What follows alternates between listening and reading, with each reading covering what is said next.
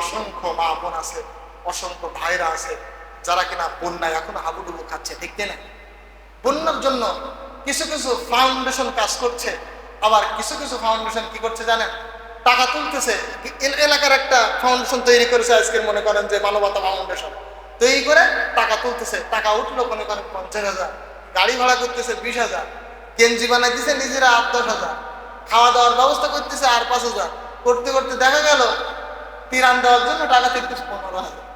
কত? মানে ওখানে তারা যাচ্ছে ওই টাকা নিয়ে সমস্ত সবকিছু খরচ করছে। এটা করা যাবে? যাবে না। এজন্য নির্ভরযোগ্য প্রতিষ্ঠানগুলোতে আপনার আমার টাকাগুলো দিয়ে দিতে হবে। এর জন্য কাজ করছে বাংলাদেশ জামায়াতে ইসলামের একটা ফান্ড, এর জন্য কাজ করছে আস-সুন্নাহ ফাউন্ডেশন, এরকম আরো অসংখ্য ফাউন্ডেশন কাজ করছে। সেখানে আপনারা ডোনেট করতে পারি, আমাদের বন্যার ত্রাণগুলো আমরা সেখানে দিতে পারি। অসংখ্য যারা এরকম ভ্রান্তি কাজ করছে, এতিমের টাকা আত্মসাৎ করে, এই যে বন্যার্তদের জন্য টাকা তুলে আত্মসাৎ করে, নিঃসন্দেহে এই টাকা হারাম, ঠিক কিনা বলেন? একটা টাকা ভোগ করা হারাম, আপনি এই টাকা ভোগ করতে পারবেন না।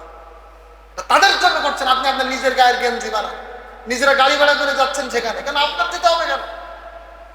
অসংখ্য মানুষ সেখানে পৌঁছাতে পারছে না, অসংখ্য মানুষ হাবুডুবু করে ডুবে মারা যাচ্ছে, খেতে পাচ্ছে না, ভালো খাওয়া দাওয়া তারা পাচ্ছে না।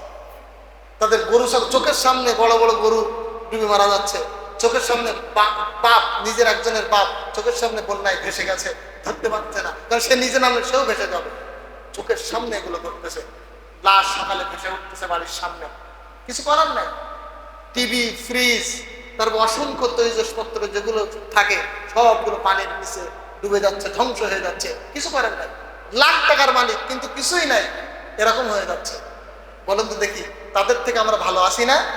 আছি না ভালো? এজন্য তাদের জন্য আমরা একটু খাস করে দোয়া করবো, এবং বন্যার্তদের জন্য আমরা যে টাকা পয়সাগুলো তুলবো সঠিক হাতে যেন আমরা পৌঁছাতে পারি, ঠিক কিনা? সঠিক হাতে আমাদেরকে পৌঁছে দিতে হবে, এই দিকে আমাদের মনস্কামনা রাখা লাগবে। সুতরাং কোনো ধরনের এই যে হারামি টাকা, এগুলো যেন আমরা আত্মসাৎ না করি, সেদিকে আমাদের খেয়াল রাখতে হবে, বিশেষ করে এই বন্যার্তদের ব্যাপারে।